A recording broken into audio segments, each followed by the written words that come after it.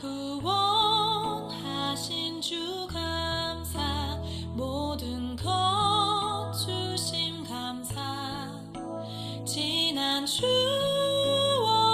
내 감사, 주 내 곁에 계시네. 향기로운 봄철의 감사, 외로운 다시 한번 받아들임으로써 우리의 마음을 정돈하고 또한 우리의 마음을 주님을 향해 갈 수 있는 그 길을 채비할 수 있는 오늘 이 시간 되기를 바랍니다. 얼마 전에 미국의 유명한 어느 부흥사가 언론을 통해서 인터뷰한 것을 보았습니다. 이분은 아주 유명한 분입니다. 이름만 대면 누구나 알 정도로 그런 아주 유명한 분인데요. 이분이 아주 신령한 목사님으로 유명하죠.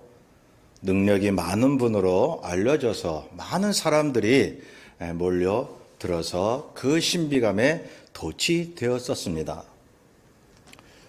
이분이 어떤 신령한 능력을 가졌냐 하면 각종 예언과 병고침과 기적을 나타내는 그러한 분으로 정평이 나 있었죠. 꽤 오랫동안. 그런데 문제가 있었습니다. 이런 분들 있죠. 유명세에다가 헌금이 많이 들어오고 그래서 우리가 생각할 수 없을 정도로 재물을 모으는 모습을 우리는 보았습니다. 그래서 그것을 따라하려고 하는 어설픈 목회자들도 있으니까요. 그래서 이 유명한 이분이 그 언론에 나와서 한 말이 이렇습니다. 자기가 여태껏 사역하는 동안 많은 죄를 저질렀다는 것입니다. 자기의 생각을 마치 하나님이 주신 계시처럼 말하고 믿음만 가지면 물질과 건강이 저절로 따라온다고 설교도 하고 환상과 기적이 바로바로 나타나는 것처럼 많은 사람을 속여왔다는 것입니다. 이분이 왜 이제 와서 그런 말을 하는지 저는 모르겠어요. 진작에 자기 사역을 바로 잡았으면 하는 그런 아쉬움이 있었습니다. 이분뿐만 아니라 그동안 번영 신앙만을 주창했던 사역자들 중에는 일부가 자신의 사역 방향이 잘못되었음을 시인하고 있습니다. 성도 여러분, 요즘 보면요, 뭐가 참다운 기독교 신앙인지 알 수 없을 그런 경우가 많이 있지 않습니까? 왜냐하면 성경적인 신앙이 오염되고 있기 때문입니다. 하나님의 이미지가 왜곡되어 가고 있기 때문입니다. 사람의 본성이 어떤가요? 사람의 본성. 저는 자주 그런 생각을 합니다. 이 사람이 타고난 이 본성이 있지 않은가. 그 사람의 본성이 뚜렷이 나타나는 때가 언제냐 하면 어른 되어서 나이 먹어서가 아니라 어린 시절이죠. 어린 시절에 특히 아기 때 그 사람의 본성이 나타나는 거예요.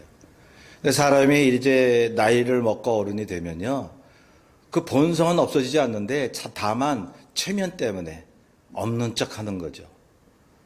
좀 이렇게 참기도 하고 사람들에게 이렇게 나타내길 두려워할 뿐이죠. 노인이 돼도 어린 나이의 본성을 없앨 수가 없습니다. 그래서 그 아이들의 본성이 뭐냐 하면, 또 어른 되어서도 사람의 기본 본성이 뭐냐 하면, 배고프면 때를 쓰고 욕심을 있는 그대로 바로바로 나타냅니다. 조급하고 뭔가 만지고 놀아야 합니다. 이게 어린아이들에게 특히 눈에 보이게 나타나지만 어른 돼서는 그걸 좀 감출 뿐이지 그대로 본성이 있다는 얘기죠. 그러므로 이런 어린아이의 본성은 어른 될 때까지도 가지고 있는데, 뭔가 남들보다 갖고 싶고 인정받고 싶고 말이죠. 가뜩이나 답답하고 힘든 세상에 이 술이나 마약을 찾는 것처럼 신앙도 그렇게 가지려고 하고 있는 것입니다. 그래서 뭘 추구합니까? 기도하면 바로바로 기적이 나타나야 되는 거예요. 꿈과 환상으로 하나님을 만나고 싶은 거예요. 질병과 문제들도 속히 해결하고 싶은 겁니다. 그래서 하나님을 그냥 문제 해결자, 속히 이루어져야 그게 믿음이 강한 것 같고 그런 생각을 하는 거죠. 사람의 본성 때문에 그런 것입니다. 그래서 그 본성을 이용해서 그렇게만 설교하고 사역을 하면 사람들이 자신의 본성에 맞춰주니까 모여드는 거예요. 번영신학을 가르치는 그 교회에게. 그 교회나 사역자에게 명예와 물질이 자동적으로 따라오는 것입니다. 여러분, 물론 기독교 신앙은 기적과 치유, 물질의 복을 부정하지 않습니다. 성경에 보면 주님께서 많은 사람들의 병을 고쳐주셨습니다. 물질도 주셨습니다. 꿈과 환상을 통해 계시하셨습니다. 그래서 지금도 성령께서 그렇게 역사하신다고 저는 믿습니다.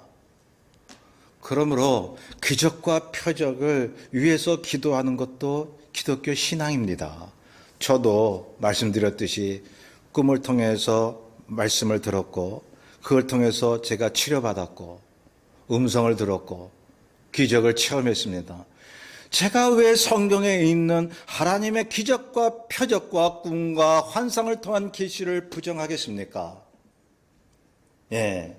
그러니 기적과 표적을 아주 막 무시하고 그냥 사랑만 외치고 그래도 문제인 거예요. 주님이 성령으로 오늘날 표적과 기적을 일으키시는데도 그거를 도외시하면 그것도 문제라는 거예요. 왜? 홀리스틱, 즉 이 전인적인 하나님의 치유의 역사를 무시하는 결과이기 때문입니다. 그런데요, 제가 말씀드리는 중요한 포인트는 이것입니다. 하나님이 사용하는 수단을 마치 신앙의 목적처럼 가르치고 믿고 있는 것이 문제라는 것입니다. 예, 하나님의 목적, 그 핵심을 도외시하고 주변에 그 기적과 표적만이 목적인 줄 알고 그것만 치중하고 메시지를 전하고 추구하는 것이 잘못됐다 이 말씀입니다. 건강한 신앙이 뭐냐 하면 한쪽으로 치우치지 않으면서 주님이 원래 원하시는 신앙의 길을 가는 것입니다. 하나님을 사랑하고 이웃을 사랑하면서 하나님의 말씀과 언약을 지키는 것입니다. 이것이 신앙의 목적입니다. 그리고 나서 그 수단인 은사를 추구하고 기적을 위해서 기도하며 병낫기를 기도하며 그런 신앙이 균형 있게 이렇게 발전되어 나가야죠. 자, 그런 과정에서 우리는 하나님 앞에 병고침과 기적과 꿈을 통한 환상을 통한 주님의 메시지를 구할 수 있는 것입니다. 예. 그러므로 오늘날도 하나님이 그렇게 역사함을 여러분 기억하시길 바랍니다. 그러나 더 기억할 것은 우리가 주님과의 인격적인 만남, 하나님의 말씀을 청정하고 그분의 성품을 닮아가고 하나님의 말씀을 순종하며 사는 것이죠. 이것이 핵심이 돼가지고 하나님이 주시는 은사와 병고침의 역사를 우리가 추구해야 되는 거죠. 예, 이게 주객이 전도되면요, 이게 문제가 생겨요. 뭐가 역사합니까? 마귀가 역사하는 것입니다. 예, 하나님이 역사하는 그 역사 분야에 이 마귀도 달겨드는 거예요. 뭐 없이? 하나님의 말씀, 사랑의 메시지, 인격적인 만남 없이 그저 기적과 표적을 가지고 우리를 유혹하고 있다는 것입니다. 이걸 조심하라는 것이죠. 본문에도. 그러므로 여러분 분명히 아시기 바랍니다. 하나님이 주시는 신앙의 수단을 목적으로 생각하면 큰일 나는 것입니다. 마귀가 역사하기 때문에 그런 것입니다. 그러므로 우리가 중심인 주님과의 인격적인 만남, 사랑과 언약에 대한 순종, 그리스도의 성품을 담는 것입니다. 그것을 성경 핵심으로 말씀하고 있습니다. 여러분, 성경 전체에 흐르는 맥을 짚어야 돼요. 누누이 말씀드리는 것은 창세기부터 요한계시록까지 이 66권의 말씀의 맥을 알아야, 흐름을 알아야 성경의 그 한마디 귀절을 해석할 수 있는 자격이 있는 거예요. 이단일수록 이 맥을 끊어버려요. 자기들 교리에 맞게 한 절 한 절을 그렇게 해석을 하려고 하거든요.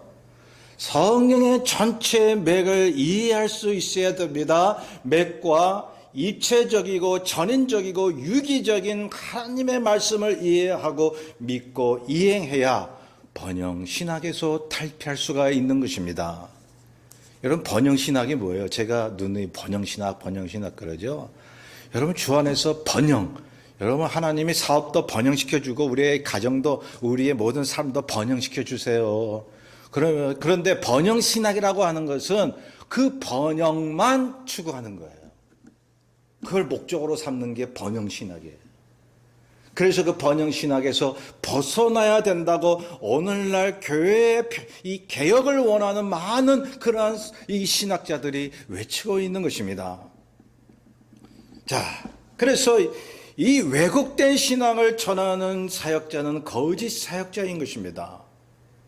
사람들의 본성을 이용해서 그 조급한 마음을 해소시키려고 하고 있는 것입니다. 신앙의 목적을 그저 병고치고 꿈과 환상의 계시만을 강조하는 것으로 그치려 하고 있습니다.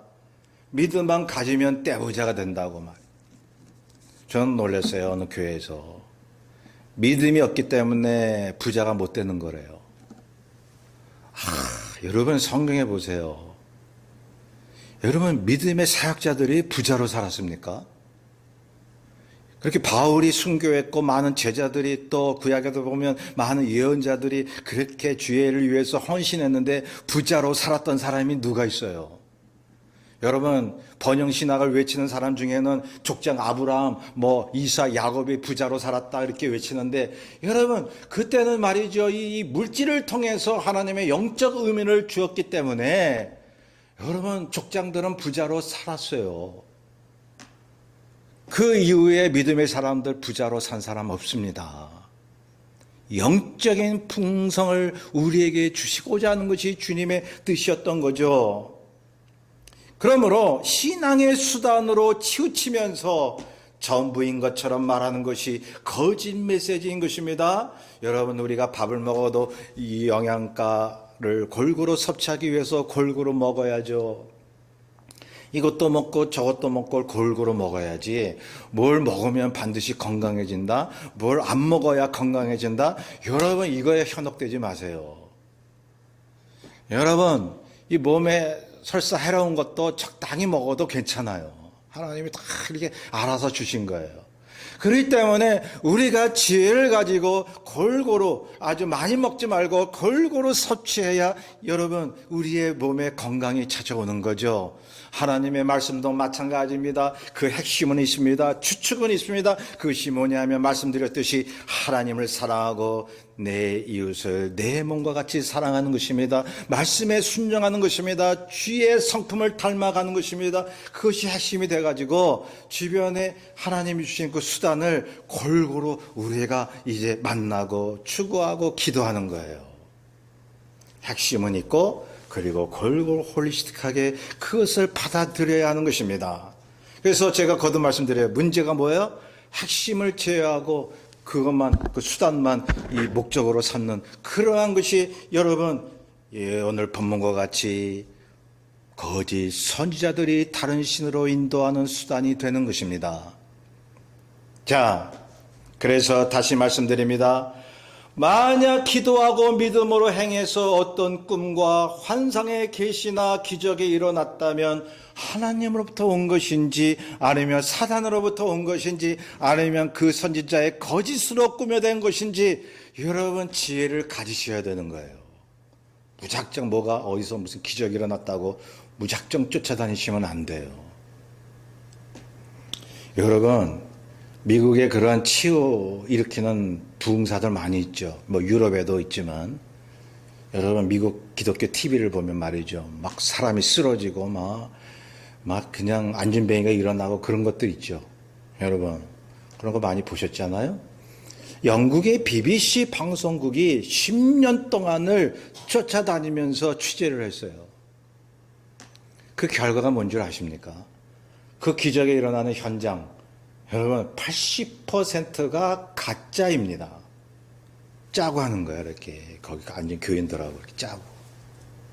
근데 20% 정도가 진짜란 얘기죠. 하나님으로부터 오는 진짜 표적과 기적이 있다는 거죠. 그러니 이 가짜로 나타나는 표적과 이적이 더 많다는 얘기 아닙니까?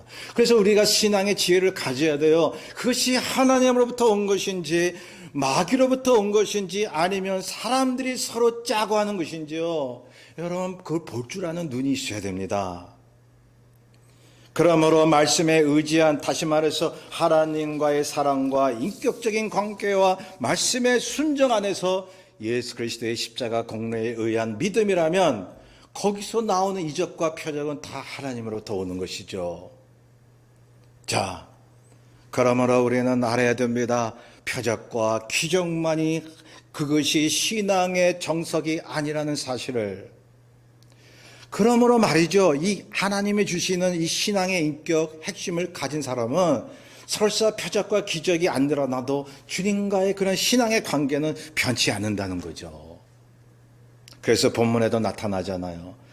주변에서 거짓 표적과 이적이 나타나는 것을 하나님이 허락하시는 것은 내가 주님으로부터 받은 신앙이 흔들리지 않게 인격적으로 그 만남을 이어가고 있는가를 보시려고, 시험하시려고. 여러분, 다시 한번 말씀드립니다. 오늘날 일어나는 많은 기적과 표적이 있지만 가짜가 많다는 사실을, 그러니 우리가 진실한 믿음을 따라가길 원한다면 주님과의 인격적이고 사랑의 관계를 우선으로 삼아야 한다는 사실입니다. 그것이 바로 구원받은 믿음이요 성도가 되는 것입니다. 본문에 보니까 모세가 이스라엘 백성을 이끌고 가나안 땅이 가까이 보이는 모압 땅에 와서 백성에게 하나님의 말씀을 전하고 있습니다. 이 모세는요 가나안 땅에 들어가지 못했죠. 40년 동안 그 광야에서 이스라엘 백성들을 인도하고 정작 목표인 그 가나안 땅에 들어가지 못했으니 말이죠.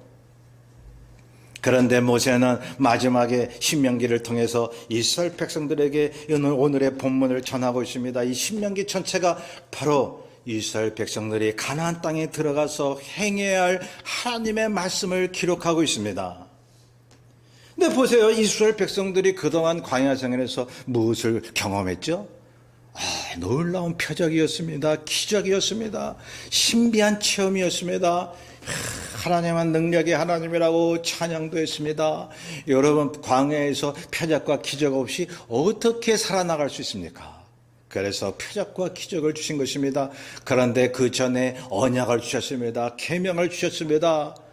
자, 거기서 볼 때 백성들은 깨달아야만 했습니다. 그 인격적인 하나님, 하나님의 성품을 닮으려고 노력하면서 이 광야에서 기적으로 인도하시는 하나님 앞에 감사하며 살아야 되겠다는 신앙의 결단이 있었어야 되는데, 여러분 히브리 백성들, 이스라엘 백성들은 왜 사사건건 하나님 앞에 원망하고, 여러분 근심하고 애굽으로 돌아가자 그렇게 얘기한 거죠?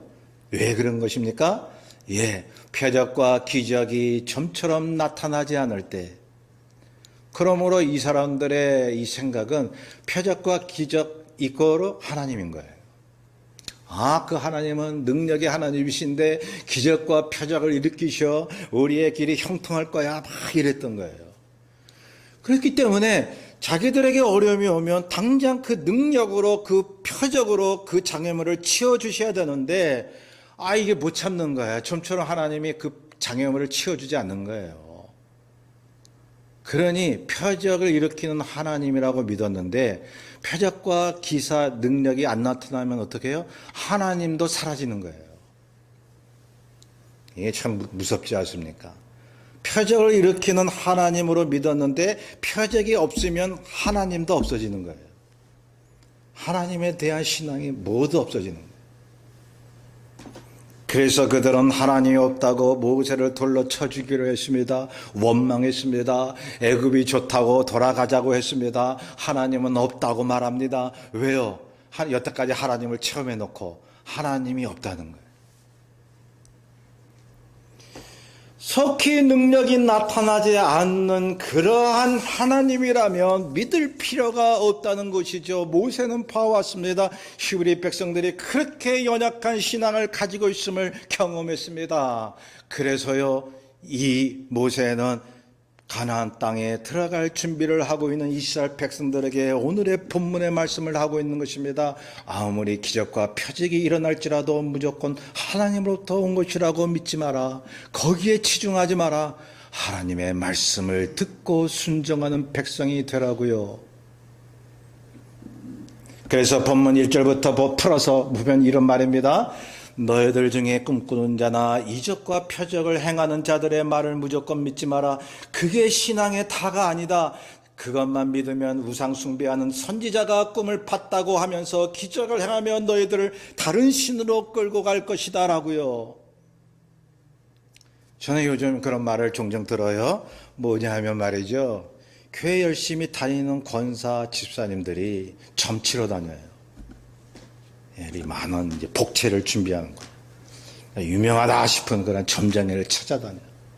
내가 예수를 믿긴 믿지만 답답한 거예요. 기도해도 잘 풀리지도 않고, 이거 뭐 내가 믿는 예수가 정말 신인지 아니면 진짜 저 점쟁이가 무당이 정말 진정한 신을 모시고 있는지 헷갈리는 거예요. 왜? 뭐가 만져지는 게 없으니까 말이죠. 그러니까 답답한 마음에 주님 죄송합니다. 어떤 권사님이 점치러 갔다가 오면서 주님 죄송합니다 그랬대요. 그 이후에 이제 계속 교회를 다닌 그런 권사님이 또 그 다음에 또 점치러 다니고, 그럼 자신의 운명을 모든 것을 주관하시는 하나님께 맡기는 것이 아니라 어떤 통계, 토정 비결, 그건 통계 같은 걸로 통해서 운세를 이제 얘기하죠. 어떤 통계나 운세나 귀신에게 맡기다니요. 여러분 점장이들 중에는요, 통계를 통해서 철학적으로 운세를 따지는 점장이들이 있지만 정말 귀신 씌워가지고 점치는 점장이들도 있거든요. 요즘 제가 신문이나 이런 데 보면 말이죠, 유명한 연예인들이 신내림 받아가지고 무당되는 거 보셨죠? 그 사람들 얘기를 들어보면요, 자기들 의지가 아니에요. 이렇게 자기들 의지가 아니라 강권적인 어떤 신내림 속에 자기도 모르게 얘기하는 것들이 다 예언이 되고 맞춰지더라만 이거죠. 예, 여러분, 신내림, 이 어둠의 권세의 신내림은 실제로 있는 것입니다. 그래서 하나님이 이스라엘 백성들에게 오늘날도 모든 믿는 자들에게 말씀하고 있는 것입니다. 어떤 이적과 표적과 꿈과 환상을 통한 어떤 계시가 나타나거들랑 믿지 말라는 거예요. 하나님으로부터 온 것이 아니라는 거예요. 여러분, 전부로 다니는 그러한 분들은 교회를 다닐지라도 겉만 신앙이지 정말로 주님을 인생의 주인으로 믿을까요? 신접자와 무당과 점치는 자들이 모세 시대에도 있었고 성경이나 인류 역사를 걸쳐 오늘날까지도 무수히 많이 있습니다. 여러분, 모세 당시에 고대 근동에는요, 무당과 초혼자들과 박수무당 이런 사람들이 많았다고요. 꿈을 말하고 기적을 행하며 운세를 따져줍니다. 하나님이 이런 것들을 금하셨거든요. 모세오경에 보면 그런 기술들이 많이 나와요. 레위기서 19장 31절에 보면 너희는 신접자와 또한 박수를 믿지 말며 그들을 추종하여 스스로 더럽히지 말라. 나는 너희 하나님 여호와이니라. 이렇게 하나님께서 모세를 통해서 백성에게 신신당부하신 이유는 신비적인 체험과 표적만을 믿었다가는 하나님과의 관계가 깨어지기 쉽다는 거예요. 그 세상 신에 빠져가지고 멸망의 길로 가는 거죠. 그래서 하나님과의 관계의 절대 기준은 꿈을 보거나 기적을 보는 것이 아니라는 것입니다. 그것이 신앙의 기준이 되는 것을 하나님은 슬퍼하십니다. 그래서 거짓 표적에 단노하신 하나님께서는 본문 5절에 말씀합니다. 그런 선지자나 꿈꾸는 자를 죽이라고까지 말씀합니다. 예. 오늘날도 악한 사단 마귀는 말이죠, 하나님 흉내내는 거예요. 여러분, 악한 사단 마귀는 오늘날도 병 고쳐요. 예언도 합니다. 예, 사람에게 이렇게 보면 여러분 이 멀쩡히 이 길을 가다가 신내림 받은 사람의 간증을 들었는데요. 이 사람이 길 가다가 어떤 신사분의 이 옷 속에 있는 그 지갑 얼마 들은 게 보인대요. 그러면서 그 신사를 세워가지고 당신 지갑이 얼마 있죠? 이 신사 깜짝 놀라가지고 당신 그걸 어떻게 하냐고. 그 다음부터 이 사람이 무당이 됐어요. 점치는 사람이 됐어요. 그런데 그래서 제가 고강동에서 전도사 시절 할 때에 그 담임 목사님하고 계속 가서 전도를 했습니다. 그 신내림을 거부하고 예수 믿으셔야 된다고.